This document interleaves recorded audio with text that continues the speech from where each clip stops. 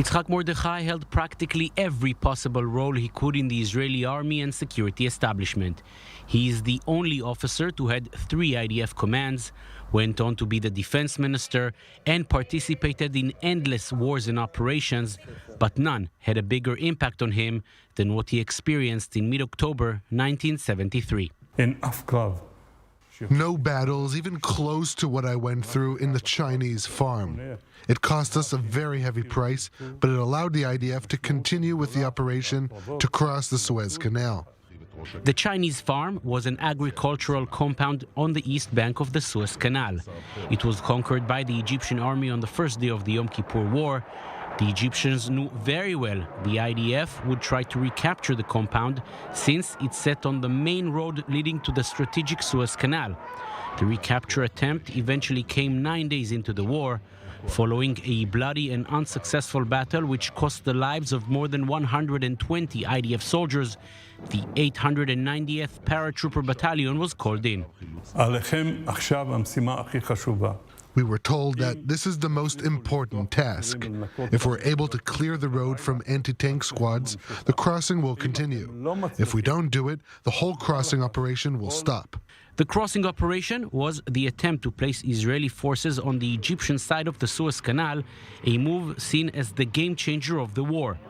A small IDF force consisting of 2 paratrooper battalions and 28 tanks was able to cross, but the concern was they would be surrounded and killed unless a much bigger force reinforced them. For that to happen, the roads leading to the canal passing by the Chinese farm needed to be cleared.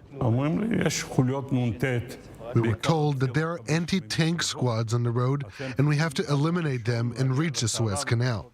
They knew about the anti-tank squads, but they never got the intelligence about those squads being only part of a massive division-sized force waiting for them. The Egyptians were entrenched there for 10 days and fought very hard to make sure our forces cannot travel on the roads. At first, we were facing fire from rifles, then from tanks, and then heavy artillery. Greatly outnumbered, the 890th Paratrooper Battalion suffered heavy casualties and lost most of its command chain. 41 of its soldiers were killed and more than 100 injured, while the Chinese farm was still in Egyptian hands. Only on the following day, and as the Egyptians withdrew due to their heavy losses, was the compound finally taken. The price paid was huge, but the Egyptian forces were kept busy fighting for the Chinese farm and not looking for the Israeli forces using this time to cross into Egypt. Without our fight there, I don't believe the roads to the canal would have been opened. Without this fight, the forces already in Egypt could not be reinforced and possibly would have to be returned. Mordechai himself was decorated with the Medal of Courage, Israel's second highest military medal, for his performance under fire at the Chinese farm. That battle remained a very strong memory, even many years later, when Egypt was no longer an enemy, but an ally.